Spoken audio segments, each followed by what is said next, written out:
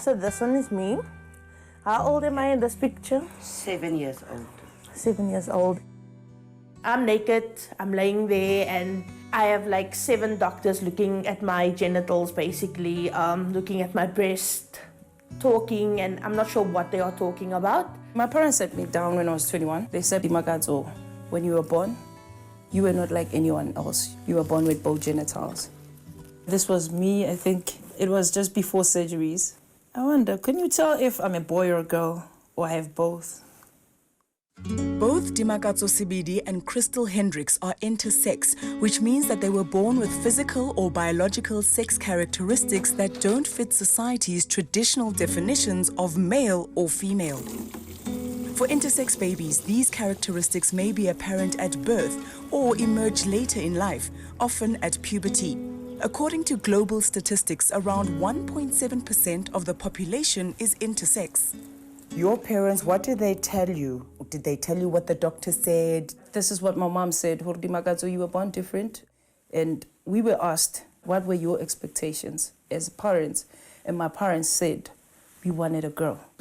When 𝗵𝗂𝗀𝗀𝗆 was born at 𝗃𝗁𝗃 Baragwanath Hospital on the 1st of April 1983, the doctors told their parents that they had ambiguous genitalia. After their parents decided that they would become a girl, the doctors started baby 𝗵𝗂𝗀𝗀𝗆's gender alignment surgery at 1 year and 6 months. This picture, it was my little sister's 2nd year birthday. I remember very clear because after this birthday, the next day I had to leave back to hospital.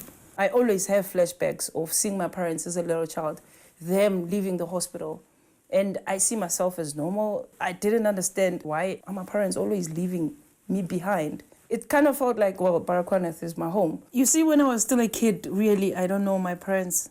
There's no way I'm wearing pants. It's all dresses. It's been operation to normalize me, to fix me. Do you remember how many surgeries you did have and what was being done to you in those surgeries? Because of the scars are there, I can only tell where the surgeries were, big surgeries, but what were they taking out or taking in, I have no idea. I know of the external, it's a penis that was removed.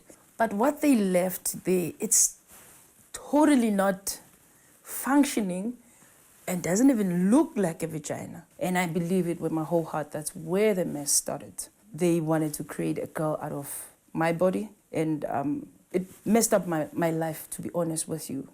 Do you have your medical records? Have you tried to get your medical records to see what they did? I went to Bara and they couldn't find my things. From the database, no records, no nothing of 𝗵𝗂𝗀𝗆𝗃.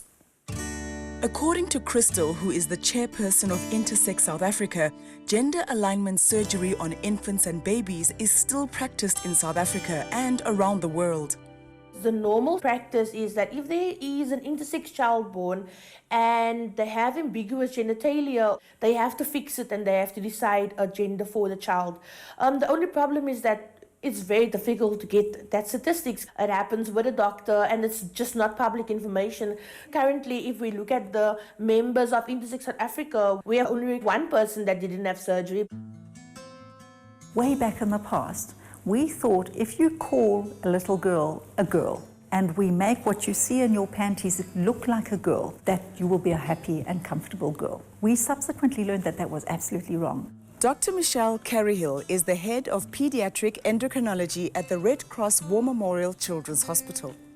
Can we conclusively say that these gender assignment surgeries are not happening in South Africa? I can't tell you that there aren't surgeons out there doing it.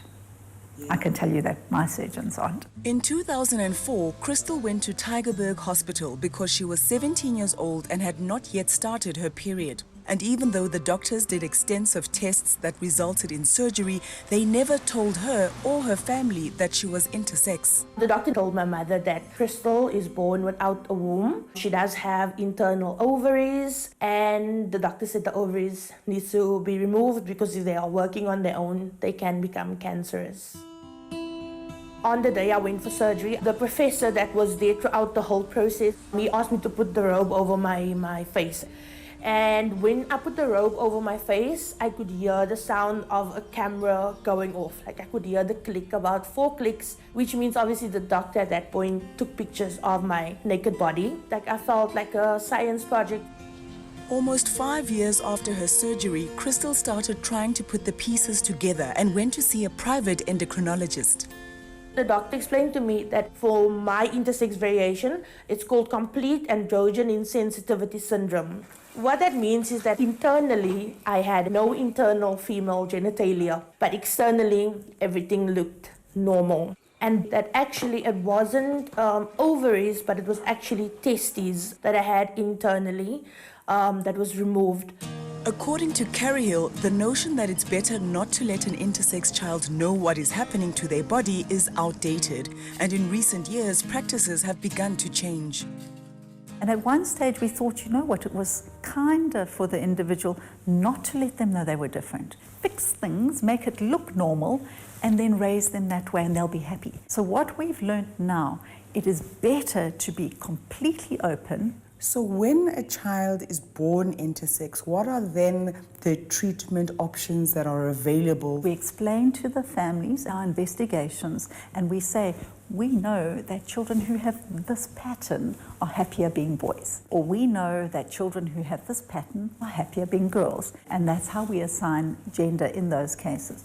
And then the next question is usually, when are you going to operate and fix this? And that's when we explain to them that we don't do the surgery at this stage, because often that's all they want. They just want it to look like something that everybody else would be okay with. Can parents decide on cosmetic surgery? The problem with our law is that it does allow, if you're a competent surgeon who can do the operation and is qualified to do the operation and is registered to do the operation, and the parents who are the proxy autonomy of that baby agree to the operation, there's no law in South Africa that says it may not be done. I wish the medical people could be taught that let intersex people just live the way they are. Nobody has a right to choose a gender for anybody. And with me, gender was already chosen for me from heaven, and which is being an intersex person. God is the one that created me. Gender activists and intersex activists, they want medical professionals to allow an intersex child just to be intersex. So because we're in a societal stage where binary is still existent, there are girls' bathrooms, there's boys' bathrooms, there are girls' clothes and boys' clothes, school uniforms, etc. It might change in the future, but right now we really do believe that we make the child more able to be comfortable and confident in their society by giving them a gender and allowing them to be comfortable in that gender. United Nations human rights bodies have increasingly condemned countries around the world for failing to ban medically unnecessary surgery on intersex children, as it has been proven that the long-term damage, both physically and emotionally, leaves children worse off. I don't think I fit anywhere. I don't think I fit anywhere. I don't think I fit with the boys. I don't think I fit with the girls. I don't even think I fit with the lesbians. And it sounds so lonely. Yeah, I don't know how many times I've been told you are so special. Yo, that word actually at the end of the day, you realize it means lonely. You are alone. 𝗃𝗵𝗀𝗀𝗆 began identifying as masculine post-puberty, and now at the age of 38, they identify as non-binary, neither male nor female. They haven't seen a doctor since 2017 and physically still suffer from the surgeries that were done when they were a child. Do you have daily health complications? Yes, with me it's kidney problems and with my bladder, and through the surgeries they did, even now I still pee blood. In 2016, South Africa officially announced at the United Nations that it recognized that the practices that are performed on intersex newborns and young children are essentially harmful. But that hasn't stopped non-consensual gender alignment surgery from taking place. Which is why Intersex South Africa has put in an application to have the Children's Bill of Rights amended to protect intersex babies. If there's no immediate risk to the child, no health risk, then there shouldn't be surgery up until the child is of age where they can give consent to surgery and they can decide, to alter their body if they wish. So what we are trying to do in the child's bill is to make sure that the child's voice is not silent, but the child has consent for anything that needs to be done to their body. After numerous attempts to contact the National Department of Health, they never responded as to why gender assignment surgeries on infants and young children are still being done by South African health workers. The only thing you gotta do as a parent is just love and support your child as they are, and your child is going to love you as you are, Luena, as a mother. No surgeries.